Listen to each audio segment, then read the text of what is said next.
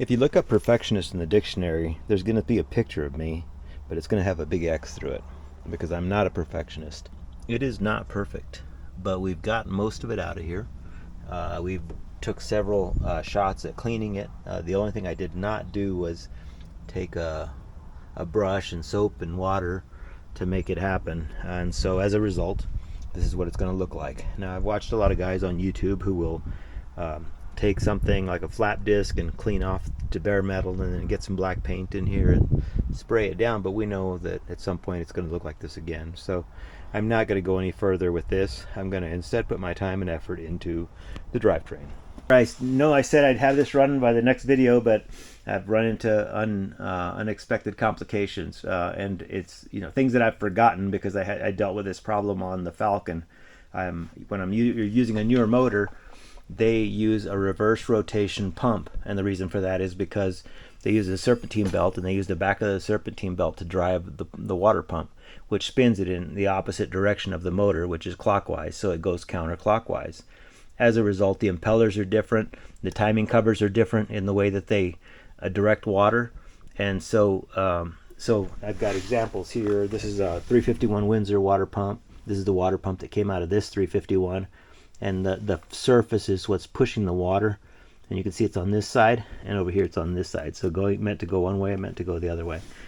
Also, you can see these water channels are in different places. These pumps are pretty much in the same configuration, and so what I have to do is find a water pump. Actually, I have to find a timing cover for an older motor, and then I need to put an older motor water pump on here, which means this is going to have to come off, this is going to have to come off, that's going to come out. I'm going to have to reseal the oil pan, put the new timing cover on, and then to complicate matters, I snapped off a bolt in here when I was taking the water pump off. All the others came out, but I'm nervous about the rest of them, but I think they will come out. But I did find just a ton of corrosion in that one when I took it out, and I may not be able to get another one. I may not be able to drill it out properly, but we're going to take a look at that. But anyway, yeah, more complications, and you can see the differences in this is not the timing cover I'm going to use, but it's similar to what I need, and you can see how the holes for the water inlet and outlet are angled at different angles, and that fits the water pump that's supposed to go on it.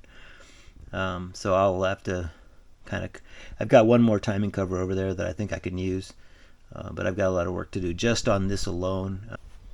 The pulley and the balancer are off, and I'm happy to see that there isn't a lot of slop in this chain, so this is good. It's a double roller. It looks like it's factory. It's got a Ford part number on it, but that just also means that either they replaced it with factory or it's just not worn out.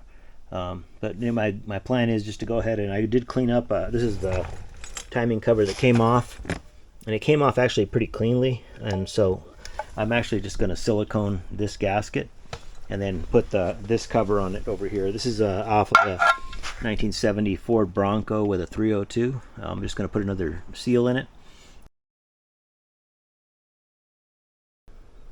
The broken bolt that I had in that block, I was able to get out using a little bit of heat and some lubricant, and then this nifty little thing I bought a while back that just clamps down on it, and then and it started to turn. So luckily I was able to get that out, so I'll be able to, and it's important, this is an important passage, it's the water pump passage. So well,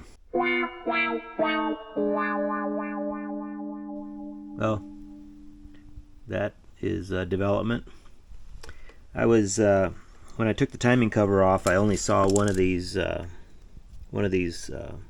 bushings that or I don't know if they're locator pins or what, but I was missing one on this side, and so I thought it might have fallen in, so I sent my magnet down in there, and I got something. I got some metal, and so that makes me think I probably need to pull the pan off and just take a look underneath there to see if there's any problems in the lower end.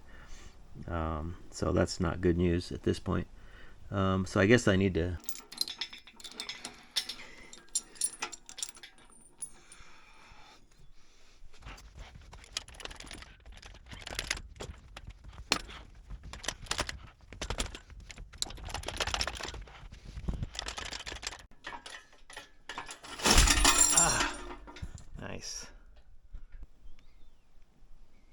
All right, we went ahead and pulled the oil pan off, and the eagle-eyed among you will spot something, and that is that the oil pump is not hooked to anything because there is no oil pump. The oil pump is missing. So I guess I should have probably done a better job of looking over this engine before I went any farther.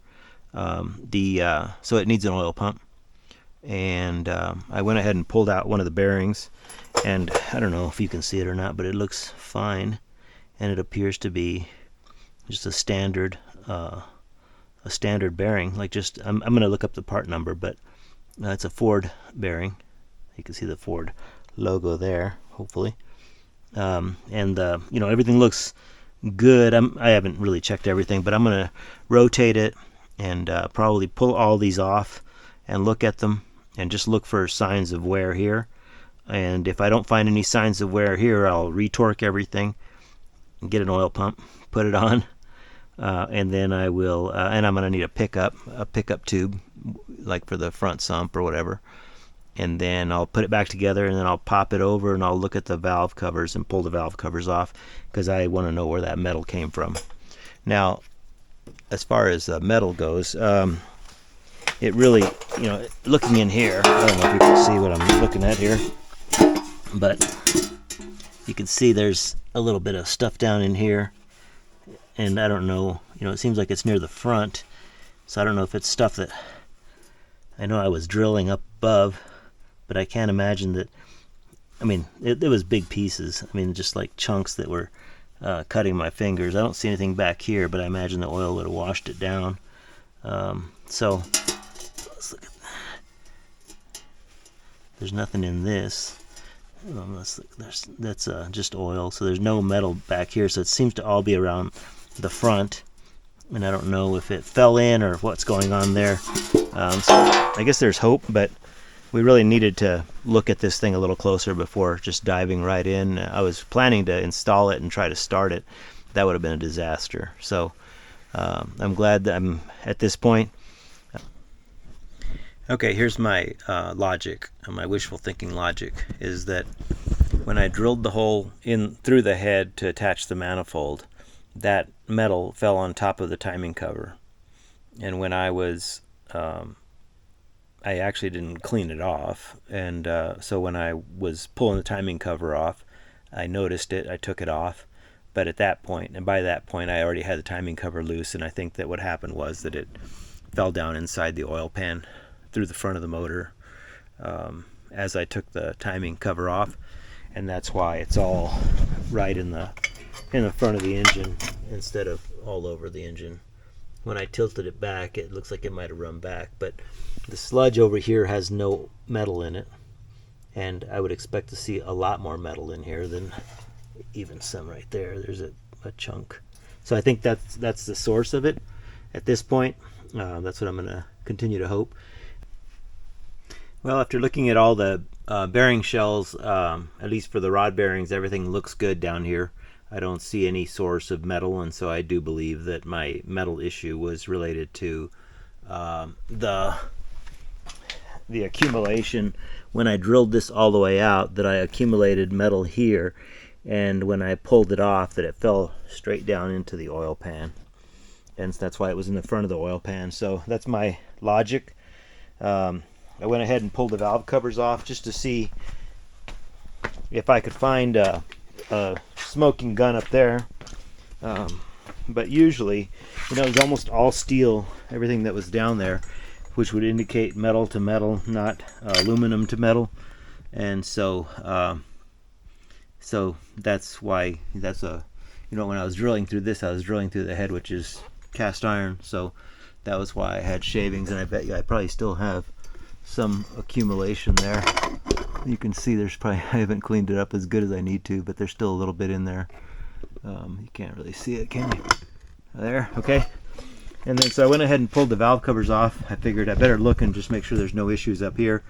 And everything looks good, except that we've got 1, 2, 3 loose, number 2, I'm just counting them just straight, but number 6, I think, and then number 7 are all loose. I did a little internet research, which is where I get all my information, and it says that the when an engine is stored for a long period of time, the lifters will collapse, and when they do, it will create a lot of extra slack. And so the answer is to go ahead and crank this engine or run some oil pressure through it to let that lifter kind of expand back out and take up the slack. I rotated the engine through its stroke kind of all the way around, and each of them compresses, the cams are compressing them, and they do get tight, and so I'm pretty sure that that's my issue. So I'm not concerned about that anymore. So at this point, I think I've done all I can as far as checking it over. I'm going to put the oil pan back on. I did clean it out. I do have a leaking fill plug on it, so I'll go ahead and deal with that. It just needs a gasket. And what else have I got here? So yeah, so I'm good. I'm going to go ahead and put the oil pan back on, seal it up a little bit. I'm going to just use the gasket that's on it. Most of these gaskets are in really good condition as far as I think this engine is low mileage engine. Now, we did have that one broken bolt right in here, and what I think that one is I think that's one that goes into a water jacket, and I think that you're supposed to put them in with a little bit of silicone on them to keep moisture from coming out, and it was coming out into the water pump thing here, and it rusted it, and then eventually just snapped. And so when it snapped, it left me actually with a little bit, like a ½ inch, 3/4 of an inch sticking out, which I was able to use to get it back out by heating it and then using a screw extractor or a bolt extractor, a stud extractor, whatever it was. I got that out anyway, so I'm good. I don't have any broken bolts or anything going on, and where I did have one, I drilled it all the way through and I did bolt it down. So I think we're in good shape. I ordered an oil pump for it. The oil pump is coming, and I just ordered it for the 351 Windsor, like a 95 351 Windsor roller motor, and it's actually the same as every other year from like 1969 on up. So these engines have not changed that much. It had an oil cooler on the oil filter, and I took it off, but not before I bought the oil filter for it, which is a metric thread oil filter. When I pulled that oil cooler off, I was able to just put a standard FL1A on it, and so which is the forever Ford small block oil filter. It might even be the big blocks, I don't know, but anyway, it slides right on there, so that's good. So yeah, I'm good. I think I'm in good shape. I just wanted to I'm going to probably wrap this video up. Right now, I think I'm waiting a couple of days to get the oil pump and the pickup, and then I'll be able to button up the oil pan. I have some valve covers that I want to refinish and throw on here, since I went ahead and had to do that, had to take this apart. After a day like today, I would have to say that Black Betty's a bit of a drama queen, and I'm glad that I made it through the ups and downs, and we were able to kind of figure out what's going on there. So I'm hoping that for our next video we'll have a much smoother day. Alright, thank you guys for watching.